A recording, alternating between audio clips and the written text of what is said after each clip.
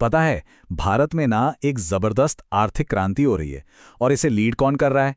देश की सबसे युवा पीढ़ी। जी हाँ, ये वो लोग हैं जो पैसे को सिर्फ खर्च करने की चीज़ नहीं समझते, बल्कि उसे बढ़ाने का एक टूल मानते हैं। तो आज हम जेन ज़ी के इन्हीं स्मार्ट मनी मूव्स को समझने वाले हैं।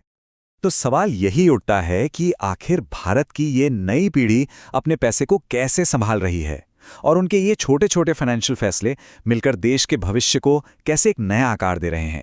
चलिए पता करते हैं। तो सबसे पहले ये समझते हैं कि आखिर ये जेन ज़ी है कौन। सीधी भाषा में कहें तो ये भारत की डिजिटल फर्स्ट पीढ़ी है। मतलब वो पीढ़ी जिसके लिए ऑनलाइन और ऑफलाइन दुनिया में कोई खास फर्क ही नहीं है। और इनकी संख्या कोई छोटी मोटी नहीं है। भारत में जेन ज़ी की आबादी करीब करीब 37 करोड़ है। ये एक बहुत बड़ा नंबर है और इसीलिए उनके फाइनेंशियल फैसलों का असर भी बहुत बड़ा होता है। जेन ज़ी यानी वो लोग जो 1997 से 2012 के बीच पैदा हुए। ये वो पहली पीढ़ी है जिसने दुनिया को हमेशा अपनी हथेली में, मतलब अपने स्मार्टफोन पर देखा है, और यही आदत उनके पैसों को संभालने के तरीके की नींव रखती है। अब देखते हैं कि ये डिजिटल सोच उनके रोजमर्रा के लेन देन में कैसे दिखती है। एक बात तो साफ है, ये पीढ़ी कैश से बहुत बहुत आगे निकल चुकी है। और ये रहा पहला बड़ा बदलाव। रिपोर्ट्स बताती हैं कि 70% से ज्यादा भारतीय जेन ज़ी हर महीने यूपीआई और डिजिटल वॉलेट यूज करती है। सोचिए, उनके लिए कैश अब बस एक बैकअप ऑप्शन है, पहली पसंद बिल्कुल नहीं। लेकिन कहानी सिर्फ डिजिटल पेमेंट पर ही खत्म नहीं होती। असली बदलाव तो उनके पैसे को इन्वेस्ट करने के तरीके में दिख रहा है। जेन ज़ी सिर्फ खर्च नहीं कर रही हैं, बल्कि इन्वेस्ट भी कर रही हैं, और वो भी कम उम्र में। लगभग 45% युवाओं ने स्टॉक मार्केट या म्यूचुअल फंड में पैसा लगाना शुरू कर दिया है।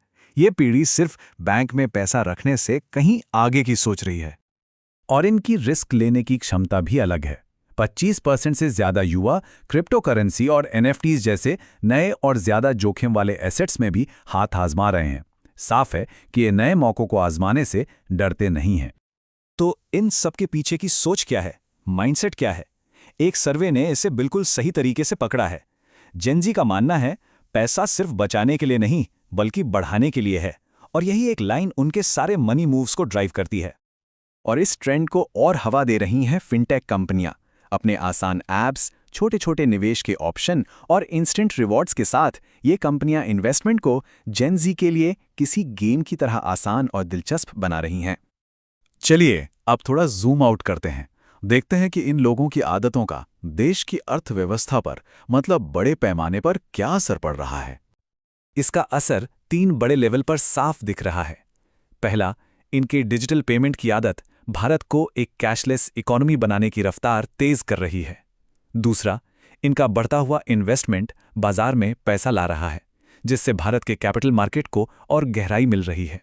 और तीसरा, ये खुद सीख रहे हैं और दूसरों को भी सिखा रहे हैं, जिससे फाइनेंशियल लिटरेसी पर एक नया फोकस बन रहा है। तो ये सब हमें भविष्य के बारे में क्या बताता है? क्या भारत की पहचान बदल रही है?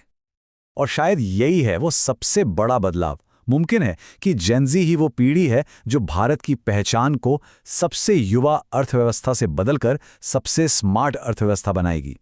ये सिर्फ उम्र की नहीं, बल्कि सोच की बात है। तो अंत में ये सवाल छोड़ जाते हैं, क्या जेन ज़ी वाकई वो पीढ़ी होगी जो भारत की आर्थिक पहचान को हमेशा के लिए बदल देगी? उनके स्मार्ट मनी मूव्स फिलहाल तो इसी दिशा में इशारा कर रहे हैं।